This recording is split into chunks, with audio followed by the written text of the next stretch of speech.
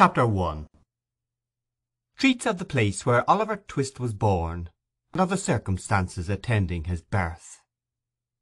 Among other public buildings in a certain town, which for many reasons it will be prudent to refrain from mentioning, and to which I will assign no fictitious name, there was one anciently common to most towns, great or small, to wit, a workhouse. And in this workhouse was born, on a day and date which I need not trouble myself to repeat, inasmuch as it can be of no possible consequence to the reader at this stage of the business at all events, the item of mortality whose name is prefixed to the head of this chapter. For a long time after it was ushered into this world of sorrow and trouble by the parish surgeon, it remained a matter of considerable doubt whether the child would survive to bear any name at all, in which case it is somewhat more than probable that these memoirs would never have appeared, or, if they had, that being comprised within a couple of pages, they would have possessed the inestimable merit of being the most concise and faithful specimen of biography extant in the literature of any age or country. Although I am not disposed to maintain that the being born in a workhouse is in itself the most fortunate and enviable circumstance that can possibly befall a human being, I do mean to say that in this particular instance it was the best thing for Oliver Twist that could by possibility have occurred. The fact is that there was considerable difficulty in inducing Oliver to take upon himself the office of respiration, a troublesome practice, but one which custom has rendered necessary to our easy existence, and for some time he lay gasping on a little flock mattress rather unequally poised between this world and the next, the balance being decidedly in favour of the latter. Now if during this brief period Oliver had been surrounded by careful grandmothers, anxious aunts, experienced nurses, and doctors of profound wisdom, he would most inevitably and indubitably have been killed in no time.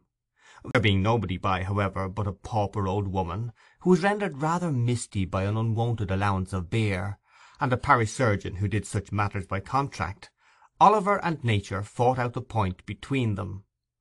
The result was that after a few struggles Oliver breathed, sneezed, and proceeded to advertise to the inmates of the workhouse the fact of a new burden having been imposed upon the parish, by setting up as loud a cry as could reasonably have been expected from a male infant who had not been possessed of that very useful appendage, a voice, for a much longer space of time than 3 minutes and a quarter. As Oliver gave this first proof of the free and proper action of his lungs, the patchwork coverlet which was carelessly flung over the iron bedstead rustled, the pale face of a young woman was raised feebly from the pillow, and a faint voice imperfectly articulated the words, "Let me see the child, and die." The surgeon had been sitting with his face turned towards the fire, giving the palms of his hands a warm and a rub alternately. As the young woman spoke, he rose, and, advancing to the bed's head, said with more kindness than might have been expected of him, "Oh, you must not talk about dying yet."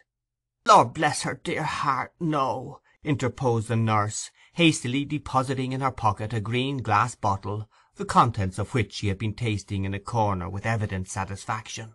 "Lord bless her dear heart, when she has lived as long as I have, sir, and had 13 children of her own, and all on 'em dead except 2, and them in the workus with me, she'll know better than to take on in that way. Bless her dear heart! Think what it is to be a mother, there's a dear young lamb, do." Apparently this consolatory perspective of a mother's prospects failed in producing its due effect. The patient shook her head and stretched out her hand towards the child. The surgeon deposited it in her arms. She imprinted her cold white lips passionately on its forehead, passed her hands over her face, gazed wildly round, shuddered, fell back, and died. They chafed her breast, hands, and temples, but the blood had stopped for ever. They talked of hope and comfort. They had been strangers too long. "It's all over, Mrs. Thingummy," said the surgeon at last. "Ah, poor dear, so 'tis," said the nurse, picking up the cork of the green bottle, which had fallen out on the pillow as she stooped to take up the child. "Poor dear! You needn't mind sending up to me if the child cries, nurse," said the surgeon, putting on his gloves with great deliberation. "It's very likely it will be troublesome. Give it a little gruel if it is." He put on his hat, and, pausing by the bedside on his way to the door, added, "She was a good-looking girl, too. Where did she come from?" "She was brought here last night," replied the old woman, by the overseer's order. She was found lying in the street. She had walked some distance, for her shoes were worn to pieces, but where she came from, or where she was going to, nobody knows. The surgeon leaned over the body and raised the left hand. "The old story," he said, shaking his head. "No wedding ring, I see. Ah, good night." The medical gentleman walked away to dinner, and the nurse, having once more applied herself to the green bottle, sat down on a low chair before the fire and proceeded to dress the infant. What an excellent example of the power of dress young Oliver Twist was! Wrapped in the blanket which had hitherto formed his only covering, he might have been the child of a nobleman or a beggar. It would have been hard for the haughtiest stranger to have assigned him his proper station in society. Now that he was enveloped in the old calico robes which had grown yellow in the same service, he was badged and ticketed, and fell into his place at once. A parish child, the orphan of a workhouse, the humble half-starved drudge, to be cuffed and buffeted through the world, despised by all and pitied by none. Oliver cried lustily. If he could have known that he was an orphan, left to the tender mercies of church-wardens and overseers, perhaps he would have cried the louder. End of chapter 1.